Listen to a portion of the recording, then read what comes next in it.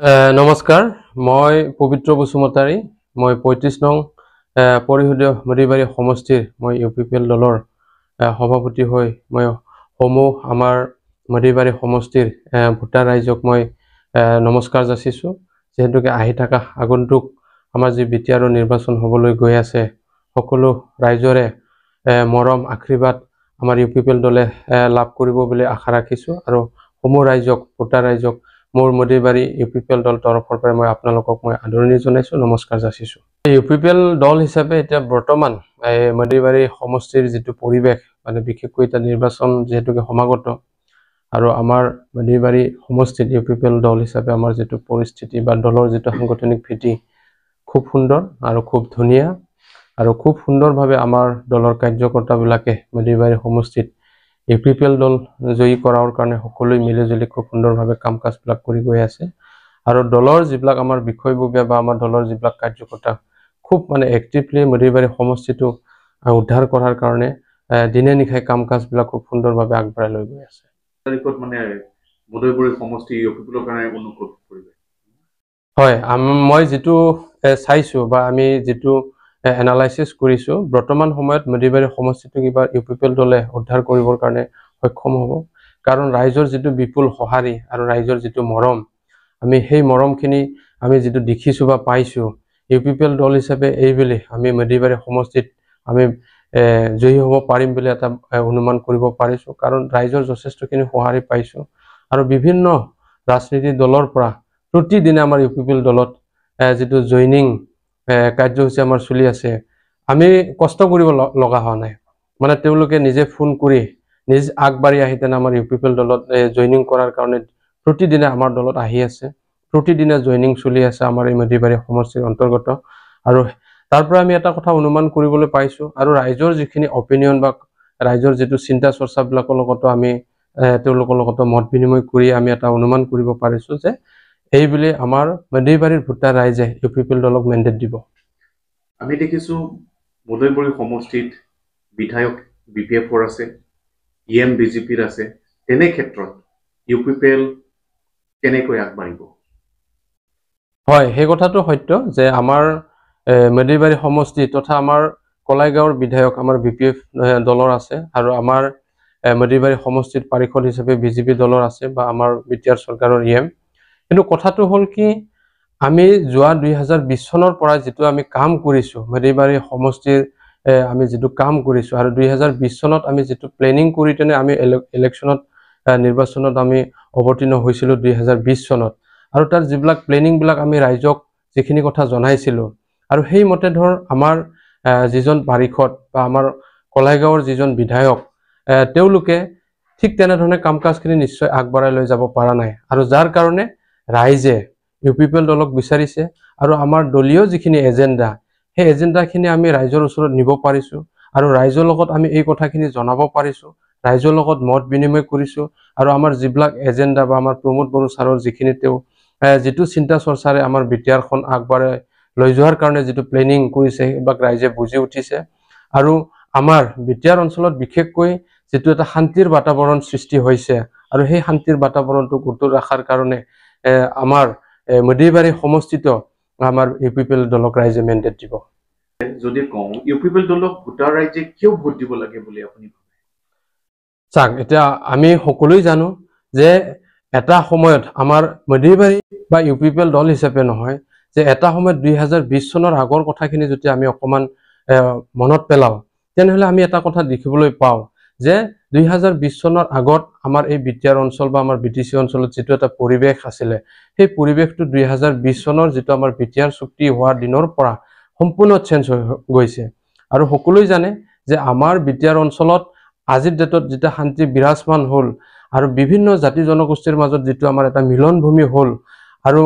আমাৰ এই অঞ্চলৰ পৰা যিটো শৈক্ষিক দিশে হওক, আমাৰ ব্যৱসায় দিশে হওক, আমাৰ অৰ্থনীতিৰ দিশে হওক বা আমাৰ কৃষি কৰ্মতে হওক, ৰাইজে শান্তি পৰিৱেশত কাম কাজ কৰিবলৈ সক্ষম হৈছে আৰু যাৰ কাৰণে UPPL দলৰ যিটো নেকি ফিলচফি বা UPPL দলৰ যিটো আইডিঅলজি ৰাইজে ভাল পাইছে আৰু আমাৰ এটা ভিজন, যিটো UPPL দলৰ ভিজন আছে আৰু সেই ভিজনটো আমাৰ দলৰ প্ৰধান আমাৰ প্ৰমোদ বড়ো ছাৰে সেই ভিজনটো দেখুৱাবলৈ সক্ষম হৈছে আৰু যিটো ভিজনক ৰাইজে বুজি পাইছে আৰু বুজি পোৱাৰ কাৰণে UPPL দলক ৰাইজে এবাৰ ভোট দিবলৈ আগবাঢ়ি আহিব। হয়, এইটো কথা স্বীকাৰ কৰিব লাগিব। যোৱা 2020 চনত আমি নিৰ্বাচনত আমি যেতিয়া হাৰিলো, আমাৰ এই 35 নং পৰিষদীয় সমষ্টিৰ পৰা আমাৰ এন্থনী বসুমতাৰী ডাঙৰীয়া প্ৰাৰ্থী আছিলে আৰু যথেষ্টখিনি আমাৰ কাৰ্যকৰ্তাবিলাকে উদ্যমৰে লাগিছিলে, কিন্তু অকণমান ভোটৰ ব্যৱধানত আমি হাৰিবলগীয়া হ'ল আৰু যাৰ কাৰণে যোৱাবাৰ আমি গোটেই দলে ইলেকশ্যন খেলিছিলোঁ। সকলোৱে নিজৰ মানে যিটো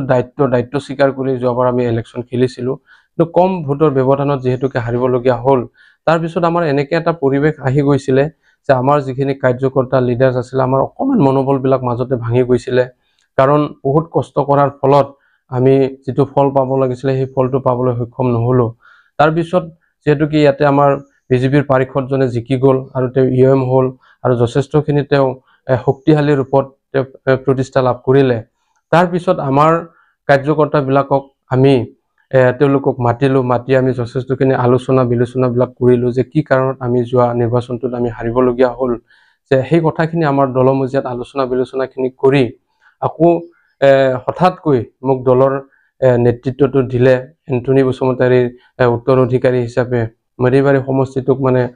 চলাবৰ কাৰণে সভাপতি দায়িত্ব দিলে, কিন্তু মই খুব নতুন বা মই পলিটিকেল এক্সপিৰিয়েঞ্চ বহুত নাছিলে, মোৰ কাৰণেও এটা টাফ চেলেঞ্জ আছিলে। কিন্তু মোৰ সদায় মই কনফিডেন্স লৈ মই এটা কাম কৰিছিলোঁ যে আমি যদি আলোচনা বিলোচনা কৰোঁ বা আমি যদি ভাল পলিচিবিলাক আমি ল'ব পাৰোঁ, তেনেহ'লে নিশ্চয় আমাৰ সাংগঠনিক ভিত্তিটো যিহেতুকে সময় আছে 2020 চনৰ পৰা আমি যিহেতুকে 25ত আমাৰ নিৰ্বাচনটো হ'ব আৰু নিশ্চয় আমি সাংগঠনিক ভিত্তিটো ষ্ট্ৰং কৰিব পাৰিম। তেনেকৈ আমি দলৰ মজিয়াত বহুতখিনি আমি পলিচি ল'লোঁ আৰু অৰ্থনৈতিকভাৱে কিন্তু বহুত চাফাৰ হৈছোঁ। আৰু এটা দল চলাবৰ কাৰণে বিশেষকৈ আমাৰ এইটো অপেন সমষ্টি আৰু ইয়াতে আমাৰ বিধায়কজন বেলেগ হ'ল, আমাৰ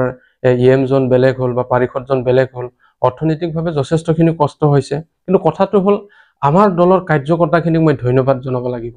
তেওঁলোকে বহুত ডেডিকেটেড আৰু এটা দল নেতৃত্ব দিয়াটো সম্ভৱ হয় যেতিয়া নেকি দলৰ কাৰ্যকৰ্তাবিলাকে ভাল কাম কাজ কৰে, তেওঁলোকে ভাল ডেডিকেটেডলি আগবাঢ়ি যায়, তেতিয়াহ'লেহে এটা দলক মানে নেতৃত্ব দিয়াটো সম্ভৱ হয়। মেধিবাৰী ক্ষেত্ৰত আমাৰ দলৰ যিখিনি কাৰ্যকৰ্তা বা দলীয় যিখিনি লিডাৰ্ছ খুব ডেডিকেটেড আৰু যাৰ কাৰণে ময়ো যদিও নতুন আছিলোঁ তথাপিতো মই দলটোক আগবঢ়াই লৈ যোৱাৰ কাৰণে মই সক্ষম হৈছিলে। টকা পইচাৰ কথা আহি নপৰে, কাৰণ আমাৰ দলৰ মজিয়াত আমি চবেই জানো যে আমি যিহেতুকে হাৰিলোঁ, আমি টকা পইচাৰ চলাৰ কাৰণে অসুবিধা হ'ব। সেইটোৰ কাৰণে আমি এনেকৈও দিন গৈছে, আমি লাল চাহ একাপ নোখোৱাকৈও আমি মিটিং কৰিছোঁ, খালি আমি পানী খাইছোঁ, সেনেকৈও দিন পাৰ কৰিছোঁ। কিন্তু আমি মনোবলবিলাক সদায় এটা দৃঢ় বিশ্বাসৰে আমি আগবাঢ়িছিলোঁ, যাৰ কাৰণে আজি আহি এনেকৈ এটা পৰিৱেশ হৈছে, পৰিৱেশবিলাক সলনি হৈছে, ৰাইজে বুজি উঠিছে, আমাৰ এজেণ্ডাবিলাক ৰাইজৰ ওচৰলৈ নিবলৈ আমি সক্ষম হৈছোঁ, যাৰ কাৰণে এটা ভাল এটা বাতাবৰণ UPPL দলৰ কাৰণে মেধিবাৰী সমষ্টিত গঢ় লৈ উঠিছে। আৰু আমি এটা দৃঢ় বিশ্বাস হৈছোঁ যে ঈশ্বৰে যদি মংগল কৰে আমাৰ ৰাইজে আশীৰ্বাদ আমাক নিশ্চয় কৰিবই আৰু UPPL দলে মেধিবাৰীটো উদ্ধাৰ কৰিবলৈ সক্ষম হ'ব। আপোনাৰ মতে আজিৰ তাৰিখত অতিকৈ বেছি প্ৰত্যাহ্বান কোনটো দল বুলি ভাবে, যিহেতু ইয়াত BJP আছে, AGP আছে, BPF আছে, কংগ্ৰেছ আছে, প্ৰত্যাহ্বান কোন? হয়, একচুৱেলি ইলেকশ্যন বা নিৰ্বাচনৰ সময়ত প্ৰত্যেকটো দলৰ কাৰণে প্ৰত্যাহ্বান হয়। কিন্তু কথাটো হ'ল কি যে ৰাজনীতি মানে বিশেষকৈ আমাৰ ইলেকশ্যনৰ সময়ত বা নিৰ্বাচনত জিকিবৰ কাৰণে সবচে ডাঙৰ চেলেঞ্জটো হ'ল ৰাইজৰ মন জয় কৰা, দলক জয় কৰাটো নহয়। এতিয়া ধৰ আমাৰ অপজিশ্যন দলবিলাকক তেওঁলোকক আমি হৰুৱাম, সেইটো ডাঙৰ কথা নহয়, কিন্তু সবচে ডাঙৰ প্ৰত্যাহ্বানটো হ'ল ৰাইজৰ মনটো আমি কেনেকৈ জয় কৰিব পাৰি। আৰু ৰাইজৰ মন জয় কৰাৰ কাৰণে আমি UPPL দলে কাম কৰিছোঁ আৰু সেইটোৰ কাৰণে কোনোবা বেলেগ পলিটিকেল পাৰ্টিত তেওঁলোকে থাকিব পাৰে, তেওঁলোকৰ এজেণ্ডা মতে কাম কৰিব পাৰে, যিহেতুকে আমি ৰাইজৰ মন জয় কৰাৰ কাৰণে কাম কৰিছোঁ আৰু আমিও দেখিবলৈ পাইছোঁ ৰাইজে যথেষ্টখিনি সঁহাৰি জনাইছে। সেইটো কাৰণে সকলো দলে নিৰ্বাচন অৱতীৰ্ণ হ'ব, সকলো দলে নিৰ্বাচনত নামিব, নিজৰ এজেণ্ডাবিলাক তেওঁলোকে প্ৰকাশ কৰিব, কিন্তু আমি সেইটো এটা প্ৰত্যাহ্বান হিচাপে লোৱা নাই, কিন্তু আমি প্ৰত্যাহ্বান হিচাপে লৈছোঁ যে ৰাইজক আমি কেনেকৈ আকৰ্ষিত কৰিব পাৰিম, সেইটো সবচে ডাঙৰ প্ৰত্যাহ্বান। কিন্তু বেলেগ দলৰ ষ্ট্ৰেটেজি বা বেলেগ দলৰ মানে যিটো কূটনীতিক কৌশল, সেইটোক আমি প্ৰত্যাহ্বান হিচাপে আমি UPPL দলে বিশেষকৈ মেধিবাৰী আমি সেইটো ভাবি লোৱা নাই, কাৰণ আমাৰো ষ্ট্ৰেটেজি আছে। UPPL দল হিচাপে আমি যথেষ্টখিনি প্লেনিং কৰিছোঁ আৰু সেইখিনি আমি মিডিয়াৰ জৰিয়তে যে ক'ব লাগিব তেনেকৈ মই ভবা নাই, কাৰণ প্ৰত্যেকটো দলৰে নিজা চেক্ৰেচি থাকে, সেই হিচাপে আমাৰ সেক্ৰেটাৰী হিচাপে আমাৰ পলিচি হিচাপে আমি দলত কাম কৰি আছো আৰু খুব সুন্দৰভাৱে বিশেষকৈ আমাৰ গ্ৰাছৰুট লেভেলৰ কাম কাজখিনি খুব মানে নিগাজিকৈ খুব সুন্দৰভাৱে হৈছে আৰু খুব এটা ভাল মানে এটা পৰিৱেশ গঢ় লৈ উঠিছে আৰু আমি ৰাইজৰ যদি মনটো জয় কৰিব পাৰো তেনেহলে আমি মেণ্ডেট পাম আৰু ৰাইজৰ মন জয় কৰিব পৰাটোই সবচে ডাঙৰ প্ৰত্যাহ্বান বুলি মই ভাবো যিহেতু আপুনি সভাপতি হিচাপে যথেষ্ট দলটো শক্তিশালী কৰাত অৰিহণা আগবঢ়াইছে দলে যদি আজি তাৰিখত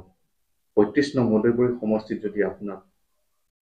পাৰ্টিৰ দলীয় প্ৰাৰ্থী হিচাপে যদি প্ৰক্ষেপ কৰে তেনেহলে আপোনাৰ মূল ইস্যুবোৰ কি হ'ব হয় এতিয়া হেতু একচুয়ালি এটা বেলেগ বিষয়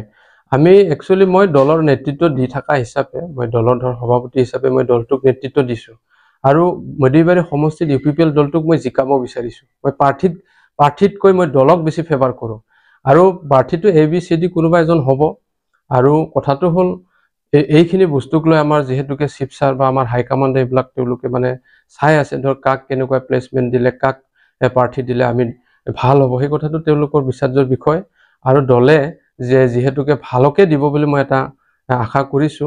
কিন্তু মই দলৰ বিষয়ববীয়া হিচাপে মই এটা কথা ক'ব বিচাৰো যে আমাৰ কেইটামান ইস্যু আছে বিশেষকৈ আমাৰ মদৈবাৰী সমষ্টি যেহেতু অতিকৈ পিছপৰা আৰু বিশেষকৈ মই যেহেতুকে কলাইগাঁও টাউনৰ নিবাসী আমাৰ কলাইগাঁও টাউন বা চহৰখন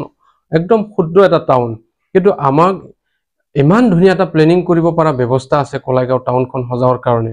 আৰু সেইখিনি বস্তু যেহেতুকে যোৱা সময়ছোৱাত দেখিবলৈ নাপালো আমি বিভিন্ন ৰাজনীতিৰ লগত জড়িত হৈ থকা ব্যক্তি হিচাপে বিভিন্ন সময়ত আমি বিভিন্ন ধৰণৰ কথাবিলাক আমি উত্থাপন কৰিছিলো কিন্তু সেই বস্তুবিলাক হৈ নুঠিলে কলাইগাঁওখন এনেকুৱা এটা ধুনীয়া ডেকোৰেট কৰিব পৰা এটা আমাৰ টাউন এতিয়া আমাৰ চাবলৈ গ'লে যিখন আমাৰ কলাইগাঁৱৰ উইকলি মাৰ্কেট বা বজাৰ খোলা এখন আমাৰ একদম নৈৰ পাৰত এখন মানে স্থাপিত এখন বজাৰ হয়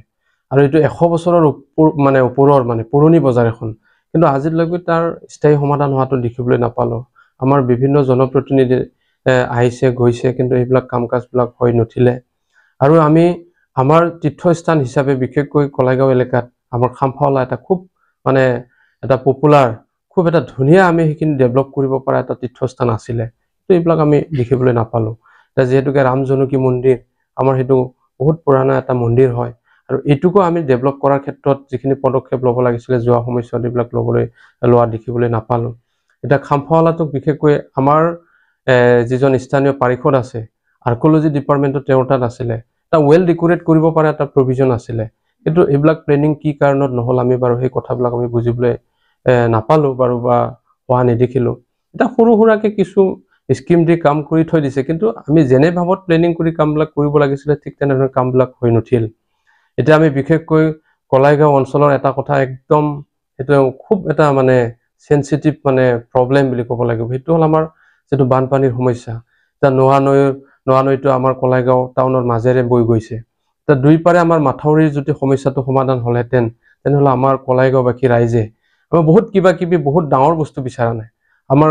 কলাইগাঁও অঞ্চলৰ ৰাইজে মানে এটাই বস্তু বিচাৰিছে যে স্থায়ী এটা সমাধান হ'ব লাগে বজাৰ খলাখন ভাল হ'ব লাগে নোৱা নৈৰ দুই পাৰে মাথাউৰিটো হ'ব লাগে আৰু আমাৰ মদৈবাৰী সমষ্টি হিচাপে কেইটামান ৰাস্তা কৰিবলগীয়া আছে ৰামহৰিৰ পৰা আমাৰ মদৈবাৰীলৈকে যোৱা ৰাস্তাটো হৈ নুঠিলে আমাৰ মৰাবেগাৰ যেটো নেকি নেপালী বজাৰ যোৱা যেটো সংযোগ পথ সেইটো আজিলৈকে হৈ নুঠিলে আৰু কোনো এজন জনপ্ৰতিনিধি এইখিনি গুৰুত্ব দিয়া দেখিবলৈ নাপালো আৰু মই ভাবো আমাৰ দলৰ যদি পাৰিষদ হ'ব পাৰে বা আমাৰ দলৰ পৰা যদি ক্যান্ডিডেট জয়ী কৰাব পাৰো এই 2025 চনত আমি ফাৰ্স্ট প্ৰায়োৰিটি এইবিলাক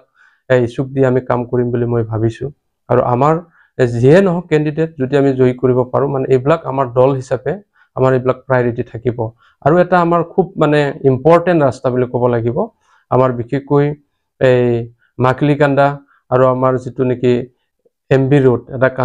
কানেকশন এটা তাতে আমাৰ ব্ৰিজ নাই আৰু এইটো যোৱাবাৰে আমি প্লেনিং কৰিছিলো যদি আমাৰ এন্থনী বসুমতাৰী ডাঙৰীয়া জিকিলে হেতেন তেনেহলে এইটো সম্ভৱ হলহেতেন কিন্তু আমি কম ভোটৰ ব্যৱধানত হাৰাৰ কাৰণে আমাৰ সেই প্লেনিংটো মানে মিস হৈ গল আৰু কিন্তু সেইটো খুব এটা ইম্পৰ্টেন্ট মানে ৰাস্তা হয় আৰু ব্ৰিজখন লাগে আৰু বিশেষকৈ আমাৰ আৰু এটা মানে সমস্যা আমাৰ এই মদৈবাৰী সমষ্টিৰ অন্তৰ্গত বালিপাৰা ভিচিডিসি আমাৰ হাপাবাৰী আৰু খৈৰাবাৰী যেটো নেকি মানে আমাৰ সংযোগী পথ তাতে ব্ৰিজ নাই আমাৰ এটাতে এখন যদি ব্ৰিজ হলহেতেন তেনেহলে এটা খুব মানে যাতায়াতৰ ব্যৱস্থাটো সুগম হল হয় আৰু এটা এইখিনি কাম কৰিব নোৱাৰা কোনো কথা নাছিলে কাৰণ বিধায়ক আছিলে তাৰ আগত আমাৰ 17 বছৰ BPF-ৰ চৰকাৰ আছিলে আৰু এতিয়াও আমাৰ EM আছে, আমাৰ MP ডাঙৰীয়া আছে। কিন্তু এইবিলাক বস্তু কিয় নাচায় বা কিয় হয় নুঠে, এইবিলাক এটা অকণমান কুৱেশ্যন মাৰ্ক হয়। বা আমি অকণমান স্থানীয় নাগৰিক হিচাপে অকণমান আমি দুখ পাওঁ। এইবিলাক কামত ফ'কাছ যদি কৰিলেহেঁতেন তেনে ৰাইজে নিশ্চয় ভাল পালেহেঁতেন। যি ৰাজনীতিৰ দলে আমাৰ নিজিকক কিয় বা যি ৰাজনীতিৰ দলে শাসনভাৰ নচলাক কিয়, কিন্তু এইবিলাক সমস্যাবিলাকক মানে গুৰুত্ব দিলে ৰাইজে ভাল পায় আৰু ৰাইজে ভাল পোৱা কাম কাজবিলাক কৰিব পাৰিলে ভাল হয়। মই এইটোৱে ক'ব বিচাৰোঁ, যদি আমাৰ দলৰ পাৰিষদজন যদি জিকে, মেডিবাৰী সমষ্টিটো আমি উদ্ধাৰ কৰিবলৈ পাওঁ, যিহেতুকে প্ৰমোদ বড়ো ছাৰৰ নেতৃত্বত BTR-ত চৰকাৰ গঠন হ'ব, সেইটো 100% খাটাং। আৰু আমাৰ মেডিবাৰী সমষ্টিৰ পৰাও পাৰিষদ যদি আমি UPPL দলে পঠিয়াব পাৰোঁ, তেনে এই মই যিবিলাক কোৱা কথা, এইবিলাক আমি ফাৰ্ষ্ট প্ৰায়ৰিটি, একদম 100% ফাৰ্ষ্ট প্ৰায়ৰিটি দি এইবিলাক কাম কাজবিলাক আমি কৰিম আৰু দলীয়ভাৱে আমি এইখিনি প্ৰেছাৰ দিম। সদশেষত মই এইখিনিকে জনাব বিচাৰিছোঁ, আমাৰ মেডিবাৰী অঞ্চলৰ আমাৰ সমূহ ভোটাৰ ৰাইজক বা আমাৰ মেডিবাৰী ৰাইজক, সকলো ৰাইজকে মই এই কথাটো বিনম্ৰভাৱে মই অনুৰোধ জনাইছোঁ বা মই বিনম্ৰতাৰে মই ৰিকুৱেষ্ট কৰিছোঁ যে আহি থকা যে BTR-ৰ পৰিষদৰ নিৰ্বাচন 25 নং পৰিষদৰ মেডিবাৰী সমষ্টিৰ পৰাও আমাৰ UPPL-ৰ যিহেতুকে কেণ্ডিডেট থাকিব আৰু আমাৰ দলৰ কেণ্ডিডেটক জয়যুক্ত কৰাৰ কাৰণে যাতে আমাৰ এই BTR অঞ্চলত বা মেডিবাৰী অঞ্চলৰ উন্নতিৰ স্বাৰ্থত, BTR-ৰ শান্তি প্ৰতিষ্ঠাৰ স্বাৰ্থত যাতে আমাৰ শান্তিটো বিৰাজমান কৰি ৰাখিব পাৰোঁ, তাৰ স্বাৰ্থত সকলো ৰাইজকে মই অনুৰোধ জনাইছোঁ যে UPPL দলৰ কেণ্ডিডেটজনক জয়যুক্ত কৰাৰ কাৰণে যাতে আপোনালোকে আশীৰ্বাদ কৰে, মৰম দিয়ে, মই এইটো কামনা কৰিলোঁ। সকলোকে মই নমস্কাৰ যাচিছোঁ। ধন্যবাদ।